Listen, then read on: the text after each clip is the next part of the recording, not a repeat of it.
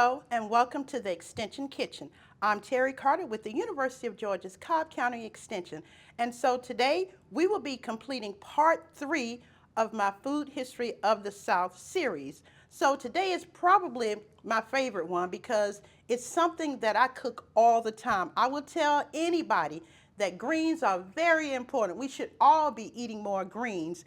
And it seems as though we've kind of gotten away from eating greens on a regular basis. Me personally, I make a pot of greens every Sunday and I eat off them all week long. They are healthy and nutritious. So today I'm going to talk about how to make greens and what goes along with greens. First of all, we'll be starting with our hoe cakes. Now, if you've never heard of hoe cakes, it is a term back from slavery days. And the term hoe cake really refers to the tool, a hoe, that was used while they were working in the fields. What they would do would be to take the hoe, clean it off really good, put a little oil on there, and then take cornmeal and make these little patties and cook them on the hoe over a fire while they were working in the fields. But what I'm going to be doing today is what my grandmother and great-grandmother did, was to make hoe cakes on top of the stove. Now, it's a very, very simple recipe. It includes basically two things: the cornmeal mix and hot water. Some people call this hot water cornbread. I guess it is hot water cornbread because you don't really use buttermilk. You could if you wanted to, and I have before. And the only thing you add to this is maybe just a little bit of salt and a little pinch of sugar if you like. So let's get started with making the hoe cakes, all right? So I'm just taking basically cornmeal mix. Now this is not cornmeal. Cornmeal is the equivalent of plain flour. This would be like self-rising flour. So we call this like a self-rising cornmeal mix. No, it's not Jiffy mix, no.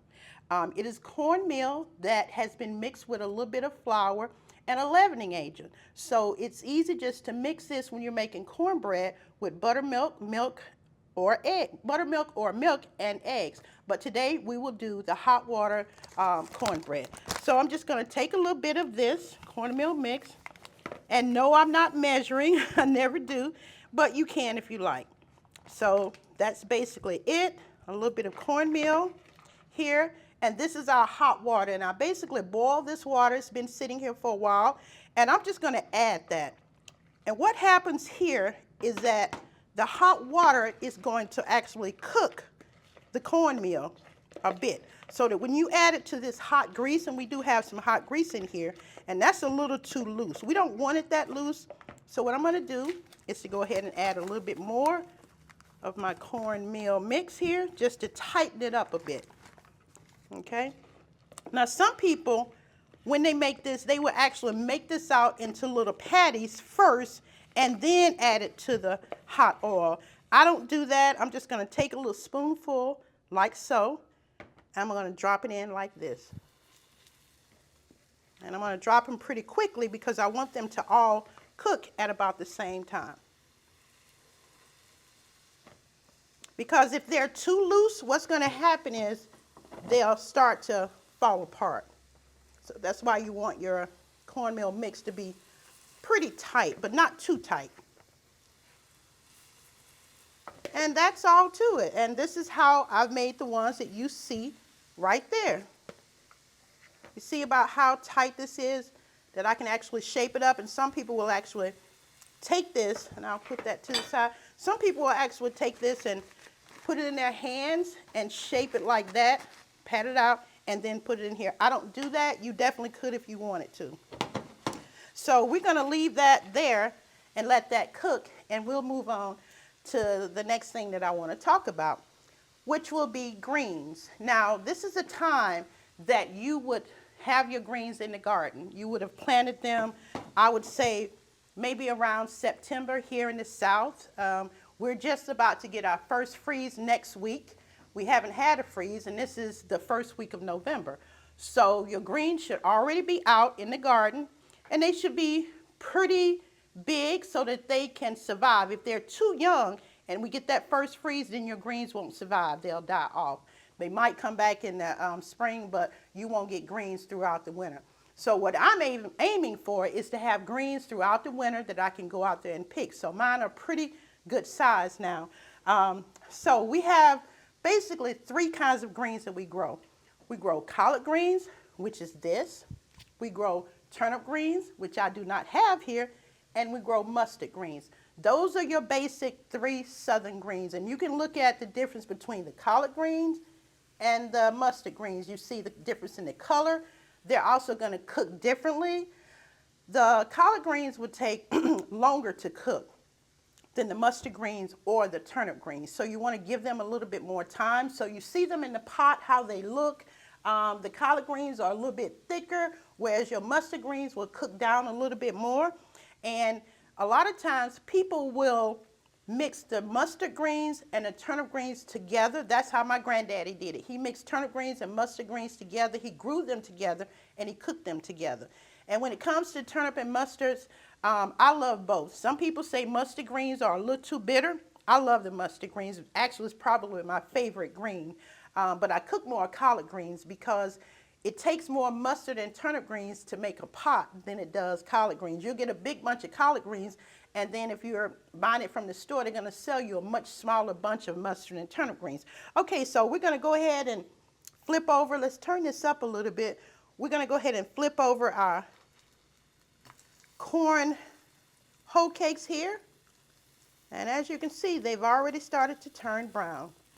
Now, most of the time, you use quite a bit of oil. You don't have to. I try to use as little oil as I can, but you need a little bit of oil to make these. And that's all to it. That's it. And so we'll just wait on these to cook for now. So the collard greens, basically very easy to cook. Now, this is how I do mine. You do yours how you like. Somebody asked me today, do I use chicken broth? No, I do not, because chicken broth is more expensive. I use water, and I take the ham hocks, and I cook the ham hocks down pretty much until they bust open, which they have. And I cook them down good.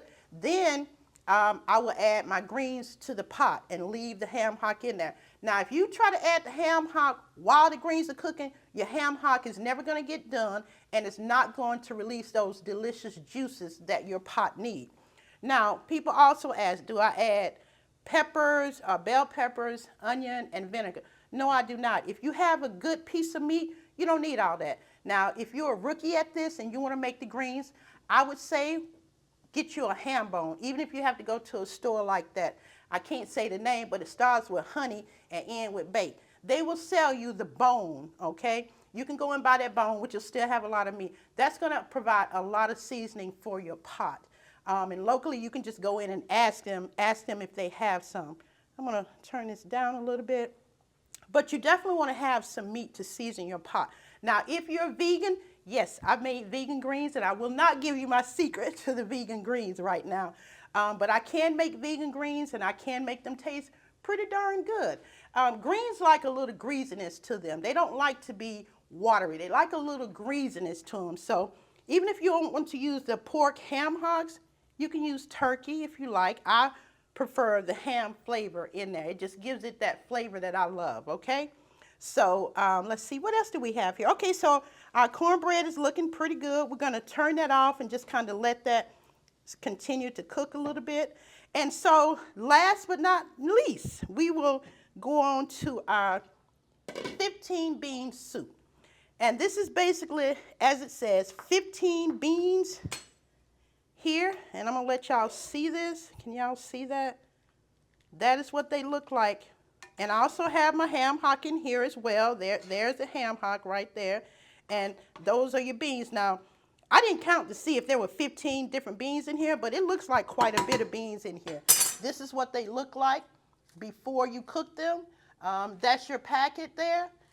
And if you look at them, there are a lot of different beans and a lot of different sizes. So what's going to happen here is that the smaller beans, they will cook down and be very soft early on. That's going to provide that thickness that you want in your pot. And then to make sure these are done, you just want to make sure your larger beans, like your lima beans, your butter beans here, that's a pretty large one. You just want to make sure those larger beans are cooked all the way through. And to do that, you just taste it and see, do they taste soft? And if they're not, let them continue to cook. Now, so once again, these won't take long, and I'm going to turn them over and see how they're doing. Now, if you look at this, it looks a little dry. These look a little bit greasier. That's because I didn't put very much oil in here. So I try to be as healthy as I can, but we're talking about food history and how things used to be done. And these would have been fried pretty much in a thin amount of grease. Back then it would have been lard. Now we use vegetable oil. But these are just fine, but they do and taste much better when they've been fried up nicely like that. So if you're growing greens right now, you should be able to grow them from now until probably the 1st of May and still be able to harvest. I'm growing a variety of greens called the nobling collards, which almost went extinct. So I'm happy to say that I'm working with Seed Savers Exchange to bring those seeds back and to make those available. Now the fun part about that is nobody knows what the nobling collards look like or taste like. So I'm so excited to have them in my garden.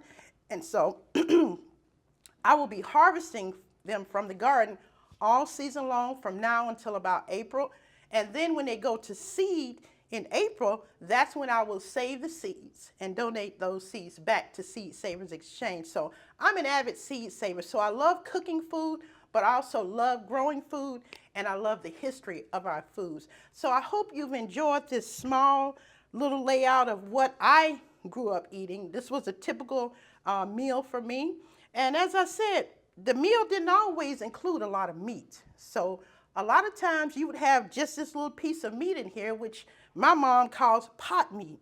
And that may be all that you had. So that's why I say a lot of times the people, our ancestors, were actually pretty heavy because they didn't eat the highly processed foods that we eat today. They ate fresh foods. Everything was fresh. So I hope you've enjoyed this, and I hope you'll go and cook some of this. Again, thank you so much, and I'm Terry Carter with Cobb County Extension. Bye-bye.